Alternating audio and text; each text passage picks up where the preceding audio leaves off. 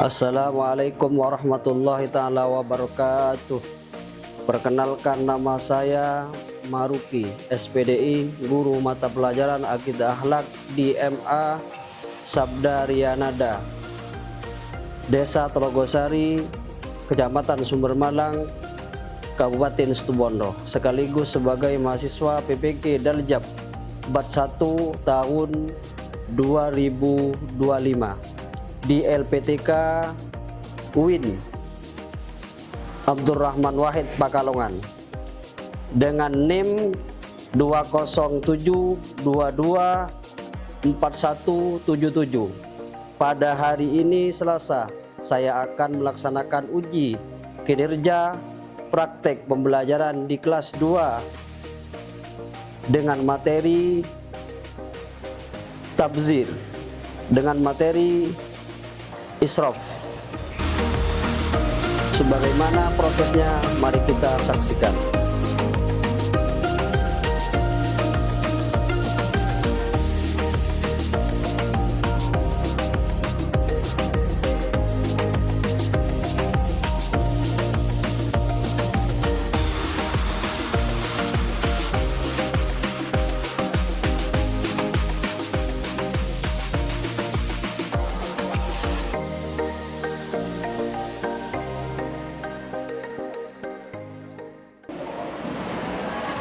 Assalamualaikum warahmatullahi ta'ala wabarakatuh. Waalaikumsalam warahmatullahi wabarakatuh.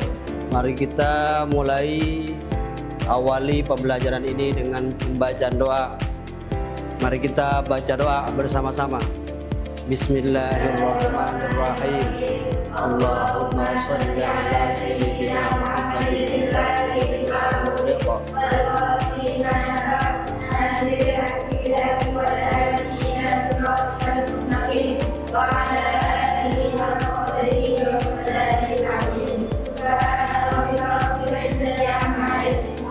wassalamun alal mursalin walhamdulillahi rabbil alamin. Sebelum kita memulai pembelajaran ini ke materi, saya ingin menyampaikan motivasi kepada kalian. Kita senantiasa belajar dengan rajin akan ilmu, butuh akan ilmu. Kita senantiasa belajar yang baik, rajin, karena ilmu sesuai dengan firman Allah yang berbunyi, yarfa'illahu alladhina amanu minkum walladhina utul ilma darajat. Yarfa'illah, Allah akan mengangkat orang-orang yang beriman, kemudian yang berilmu. Maka daripada itu kita senantiasa belajar dengan rajin. Kemudian kita sebagai anak bangsa, marilah kita senantiasa berdiri semua ingin untuk menyanyikan lagu Indonesia Raya. 1, 2, 3. Indonesia airku, di sanalah aku berdiri, jadi batu ibu. Indonesia kebangsaanku, bangsa dan tanah airku. Marilah kita bersatu, Indonesia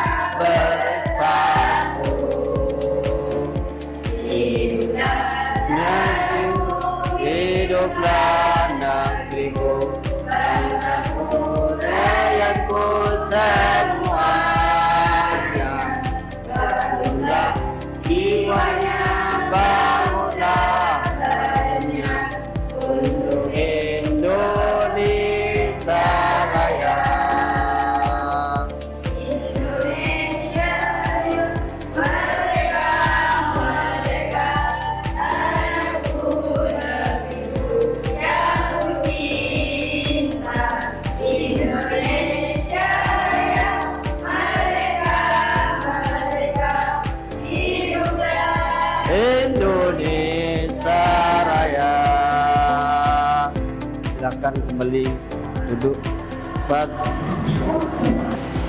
Tujuan pembelajaran.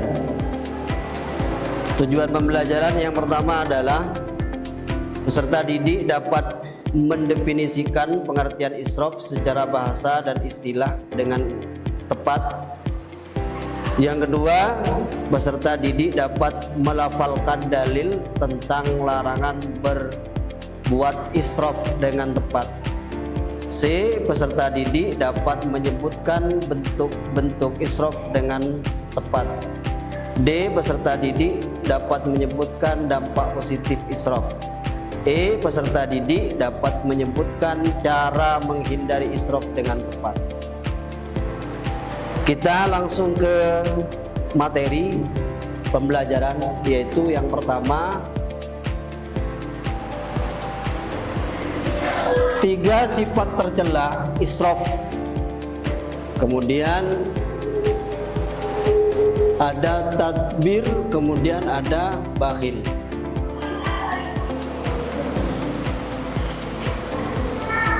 Apa pengertian israf? Pengertian israf adalah dalam bahasa Arab disebut dengan kata asrofayus rifu israfan, yang berarti bersukaria sampai melewati batas. Israf juga dapat berarti menggunakan harta untuk sesuatu yang benar namun melebihi batas yang dibenarkan. Misalnya makan atau minum secara berlebihan. Minum berlebihan itu mengakibatkan israf. Makan berlebihan, walaupun pada hakikatnya minum dan makan itu adalah halal, kalau berlebihan itu akan menjadi israf. Contoh israf,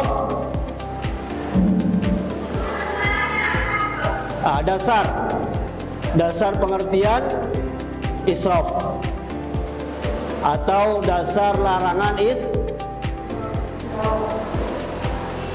coba dilihat dasar larangan israf. Perbuatan israf berlebihan dilarang dalam Islam. Sebagaimana firman Allah Subhanahu wa taala, kita baca bersama-sama.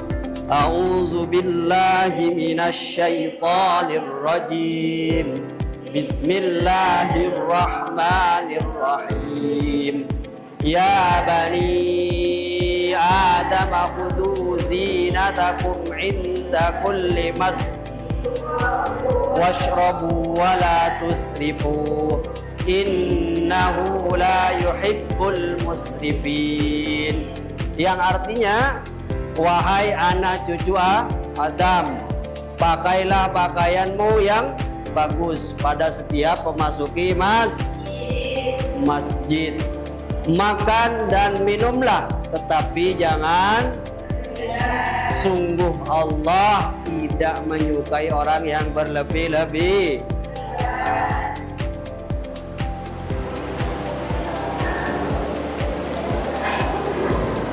Contoh perilaku israf.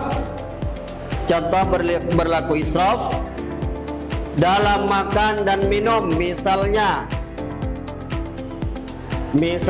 mengkonsumsi makanan berlebihi nutrisi yang dibutuhkan tubuh, termasuk dalam kategori ini adalah bermewah-mewahan dalam makan dan minum.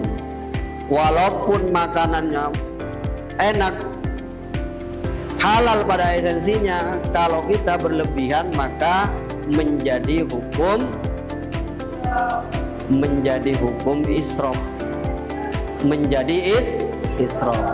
Israf itu adalah berlebih-lebihan ketika makan dan minum. Contoh selanjutnya,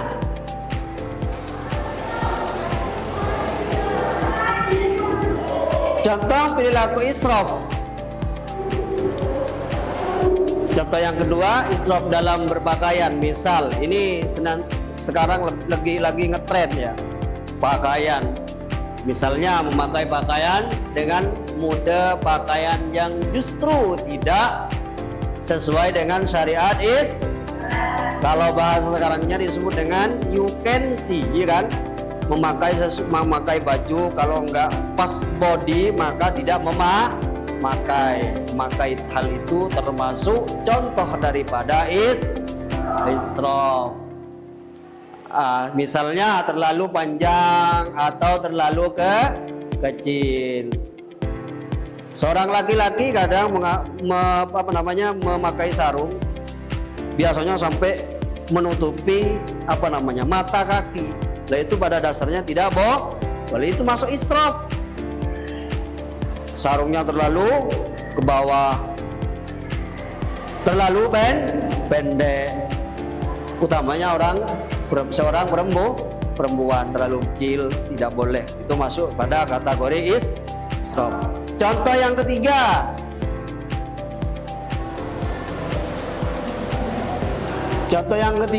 Perilaku israf dalam penggunaan air.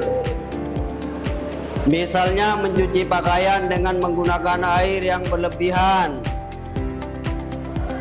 atau membiarkan keran air terus mengalir sehingga air terbuang percuma. Kadang banyak orang yang ambil wudhu, muntah kalau tidak sampai basah semuanya tidak sah menurutnya. Tapi terlalu banyak menggunakan air dalam wudhu, nyuci dan sebagainya, itu termasuk bentuk contoh perilaku israf. Contoh yang keempat.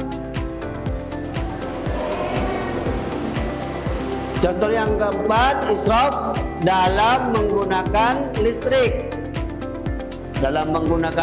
Misalnya tidak mematikan lampu setelah selesai menggunakannya. Memakai, tidak mematikan kipas. Satu hari biasanya di sekolah lupa dari pagi sampai malam.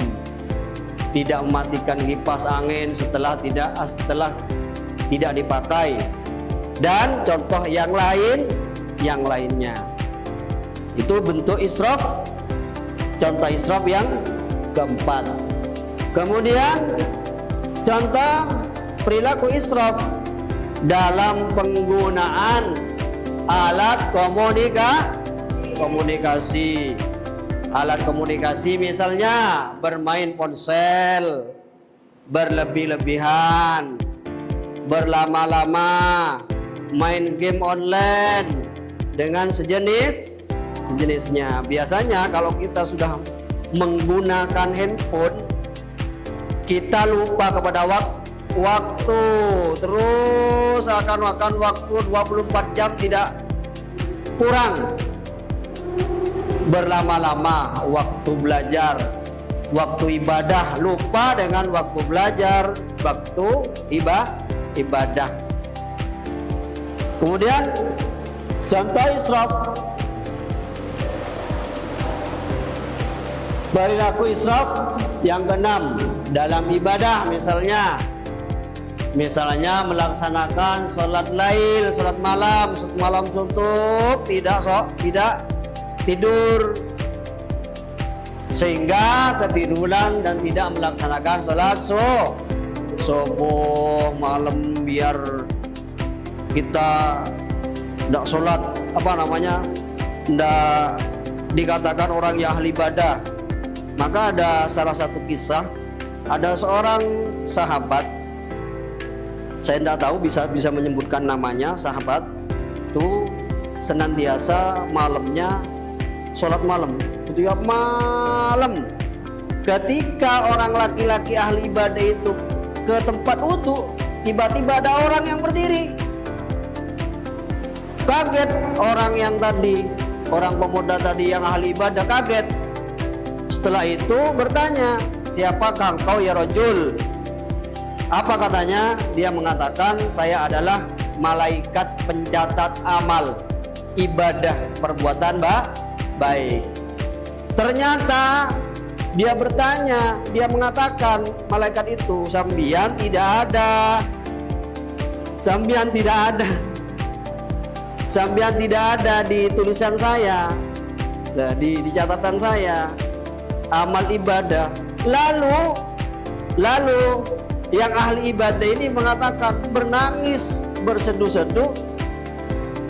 Hal apakah yang bisa menghapus amal perbuatan saya? Kata malaikat tadi, kamu melupakan orang-orang di sekitarmu. Kamu hanya mementingkan dirinya sendiri beribadah kepada Allah. Padahal di sekitar kamu ada orang yang sangat membutuhkan kamu. Ini contoh israf yang keenam.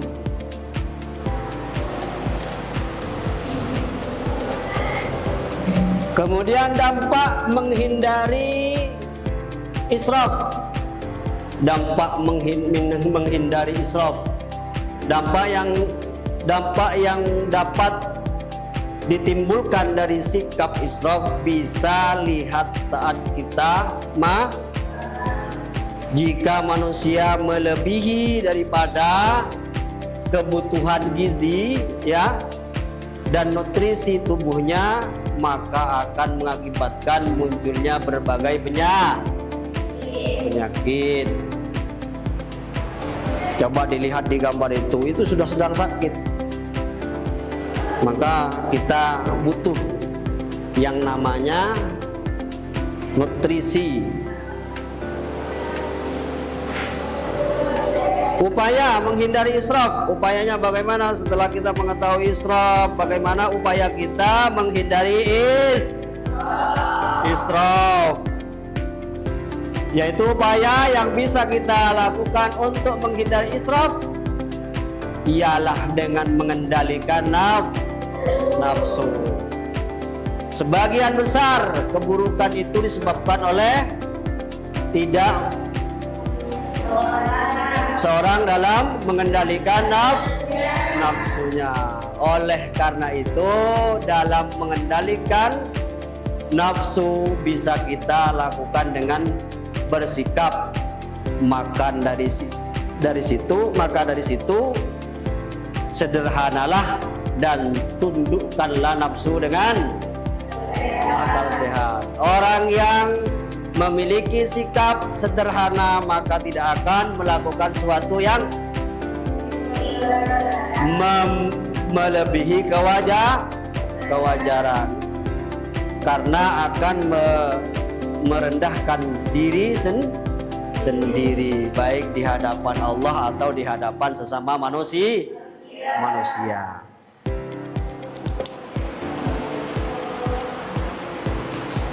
Seterusnya termasuk sifat tercela, yaitu pengertian tafsir. Apa yang dinamakan tafsir? Atau menghambur-hamburkan. Takbir juga bisa diartikan sebagai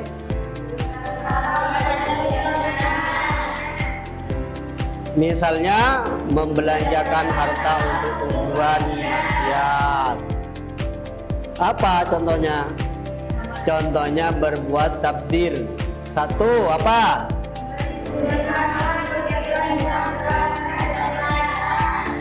Dua,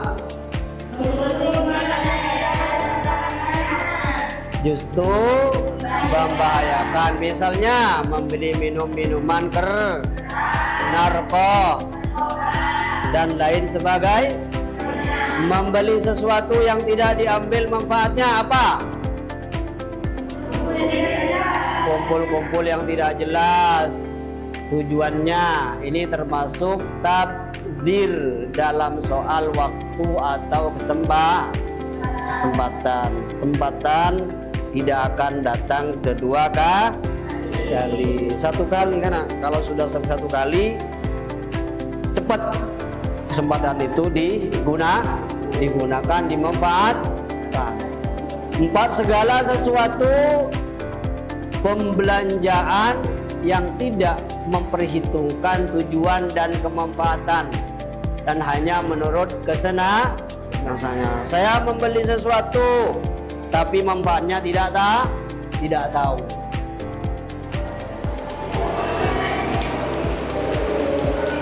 Bahaya sifat tabzir. Orang yang memiliki perilaku tabzir, dia akan menghalalkan segala jahat. Untuk apa? Untuk mengumpulkan harta sehingga dapat menggunakan untuk menyenangkan hatinya. Oh, saya sudah mendapatkan harta walaupun dengan segala cara, yang halal maupun tidak halal. Sepenting hatinya dia senang. Ya, ini orang yang memiliki gaya hidup yang hanya fokus untuk mencari kesenangan dan kepuasan tanpa batas. Itu masuk kategori tabzir. Kemudian bahil. Apa pengertian bahil? Yang berharta yang seharusnya dikeluarkan ketika orang memiliki uang, makanan dan minuman yang mestinya bisa diberikan kepada orang yang membutuhkan, kemudian enggan untuk memberikannya. Terus enggan untuk memberikannya, maka ia adalah orang bahil. Bahil itu apa? Pelit. Kayak siapa yang pelit? Korun. Pada hulu sahabat Korun ini sampai-sampai tempat kuncinya itu ada pengawal yang menggendongnya dari saking banyaknya harta, sehingga pada saat ini disebut dengan harta Korun dan diabadikan di dalam surat Al-Qasas. Setelah ini kita akan memberikan tugas kelompok.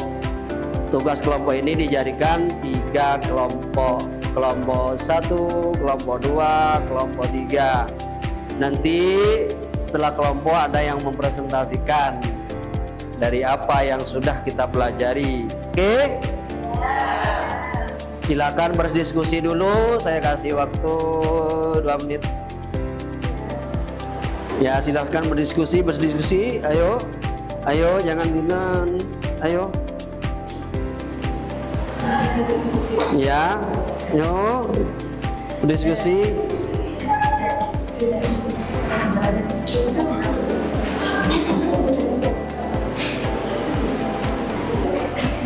Sudah diskusinya? Ya. Dari kelompok 1. Dari kelompok 1 dulu. Ayo, dari kelompok 1 mana? Kelompok 1 sini dulu. Ayo. Ayo di kesimpulannya. Terus apa tabzir, apa tasbir, apa israf, apa tabzir, apa bahil. Coba dari kelompok sini dipresentasikan, dibacakan. Ayo, 1 apa gini. Ayo. Waalaikumsalam warahmatullahi taala wabarakatuh.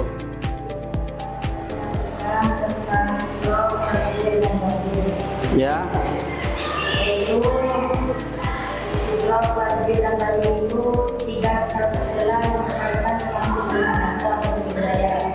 Ya. Dan di mana Islam itu merupakan hal yang dibutuhkan namun tidak dilakukan secara berlebihan. Sedangkan tabzir pemberontakan untuk hal yang sia-sia atau melakukan berlebihan. Sementara tabzir juga sifat kibir atau berlebihan mengerjakan harta baik untuk diri sendiri maupun orang lain. Untuk orang lain. Sudah? Iya, sudah? Ya. Coba kelompok ini bisa menyimpulkan. Bagaimana simpulannya? Kesimpulan. Assalamualaikum warahmatullahi wabarakatuh. Waalaikumsalam warahmatullahi taala wabarakatuh.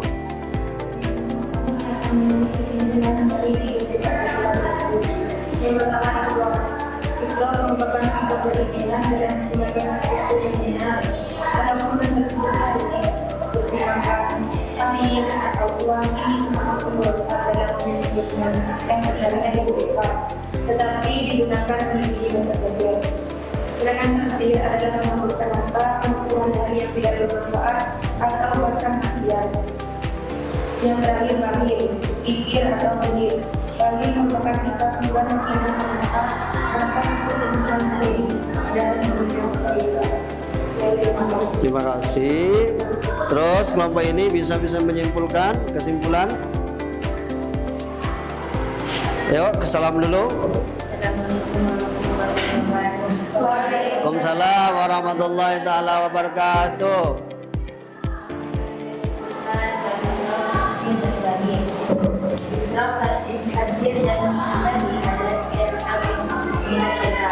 Yang berkaitan dengan penggunaan harta dan sumber daya dalam kehidupan sehari-hari. Islam sendiri adalah pembahasan dalam kehidupan Tuhan, namun dilakukan secara keseluruhan.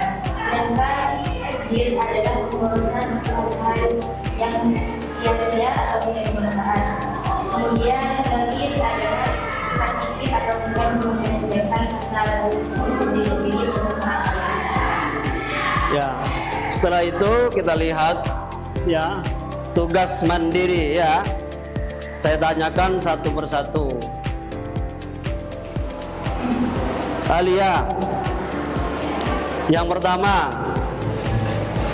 melakukan sesuatu atau berlebihan di luar kewajaran atau kepatutan disebut